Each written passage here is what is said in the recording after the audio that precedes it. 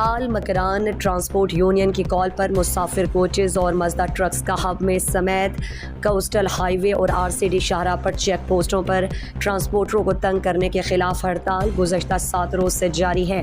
ہڑتال کے باعث گوادر، تربت اور پنجگور میں کوچز اور مزدہ ٹرانسپورٹ احتجاجاً 7 روز سے بند ہیں۔ کراچی ٹو کوئٹہ کے لیے بھی مسافر کوچز بند ہو گئے۔ گوادر، تربت اور پنجگور سے کراچی جانے والے مسافروں اور خصوصاً مریضوں کو شدید مشکلات کا سامنا ہے، اور کچھ لوگ کراچی میں علاج معالجے کے سلسلے میں گئے تھے، وہ واپس گھر آنے کے لیے کرب سے گزر رہے ہیں۔ کچھ چھوٹی گاڑیاں بک کر رہے ہیں جو عوام پر مالی بوجھ ہے۔ مسافر کوچز کے بندے سے ایران جانے اور آنے والے زائرین سمیت مسافروں کو شدید پریشانی کا سامنا ہے۔ ٹرانسپورٹرز کی ہڑتال کے باعث مکران میں اشیاء خورنوش کی قلت کا خدشہ پیدا ہو گیا ہے۔